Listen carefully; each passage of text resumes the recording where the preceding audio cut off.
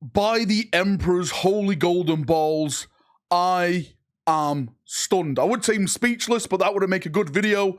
I've just finished The End and the Death Part 2, and I got to the scene that we've all been waiting for. Horus vs. Sanguinius.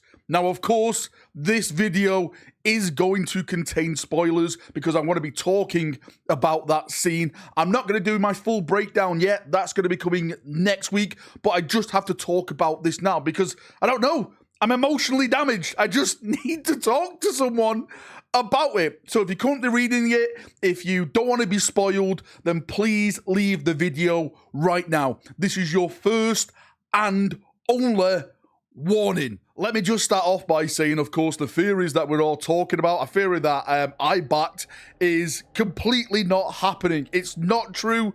It's not gonna happen. That was, of course, Sanguinius would overcome, kill Horus, and then it would be Sanguinius versus the Emperor, lost in like a bloody rage. He'd be the one to bring down the Emperor, and it'd be kind of the grimdark kind of thing where we celebrate Sanguinius, who stood against Horus when really it was Sanguinius who brought the Emperor down. But that never happened. We literally have a 1-versus-1 duel, and this has to be, the words I'm going to use, right?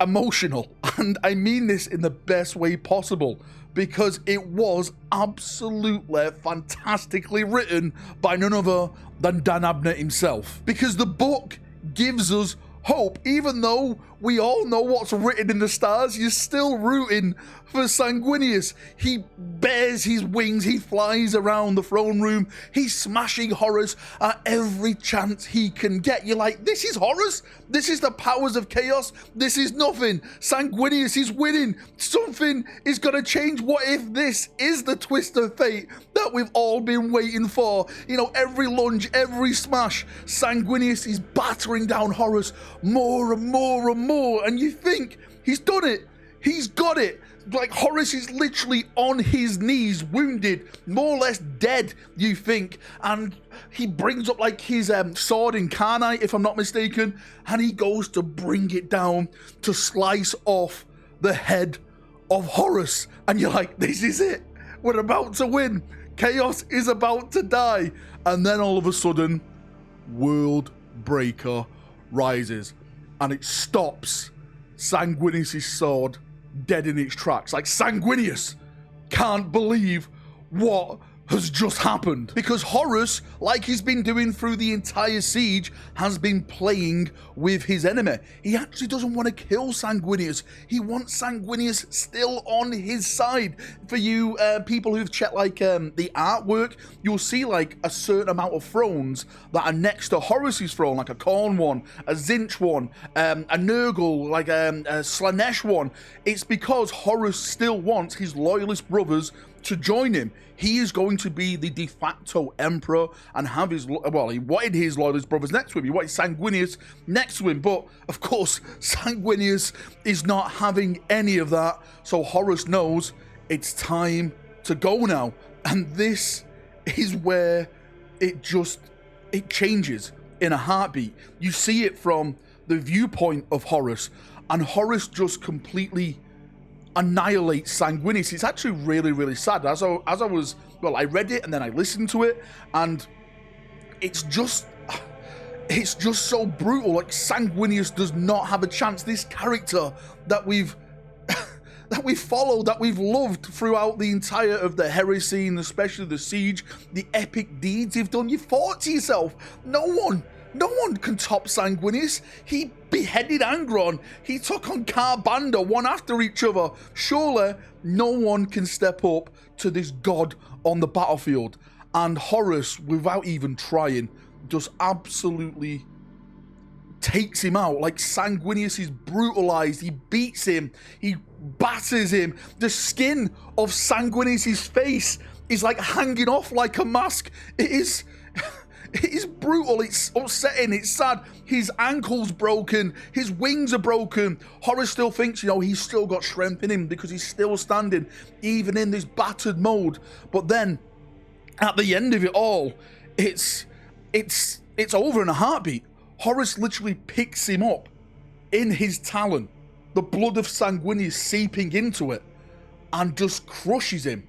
His spine, his neck, it just crushes him.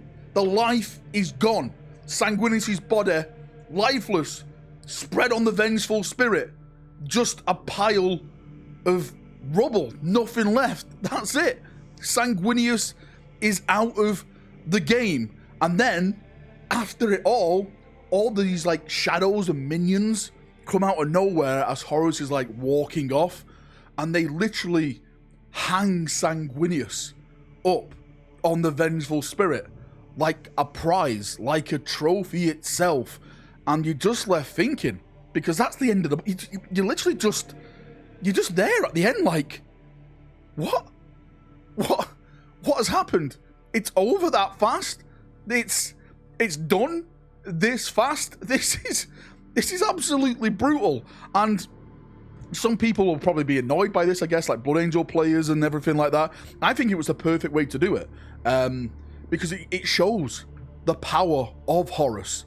It shows that Horus is not to be messed with. Like, Sanguinius never stood a chance. He never stood a single chance. But we all know Sanguinius anyway. He still went to his doom knowing that this would happen, just to potentially help the Imperium in their last big battle against Horus and the invasion forces. And yeah, that's where the book ends. That is the last scene in the book, and it's on to the final act now. And yeah, oh my holy emperor, yeah, it's exhausted me, I'll tell you that for free. I'm done. Like, I need to go and lie down and just relax now, because that character, that story arc, that prime arc, like, it's Sanguinius. It's Sanguinius. He's gone. And I knew it was coming. We all knew it was coming. But well, I personally thought there's still a little twist to his story. And the only twist was his spine and his neck breaking. And that was it. Sanguinius is no more, brothers. And on that note, I'll call the video there. I'm going to do a full breakdown next week. The reason I don't want to do it right now is because there's some massive spoilers in this book. And the last thing I want is people taking my summary and then posting it around and stuff like that, because it tends to happen. People have already been sending me spoilers in emails, and I'm just not read them at all. Well, I avoided them anyway because I was still reading it early this morning. But yes, the spoilers are out there. Please be warned. This is why I started this video off with a huge spoiler warning. I'm probably going to put it in the title as well, like spoilers, spoilers, spoilers. And next week, I'll do the full entire book and all the big things that happen in there, because this may be probably the biggest thing in there for me personally, but there's other huge things that I personally think will affect the story going forward now, which may seep into the current storylines that we have in Warhammer 40,000 as well. Right, enough waffling. Thank you for coming.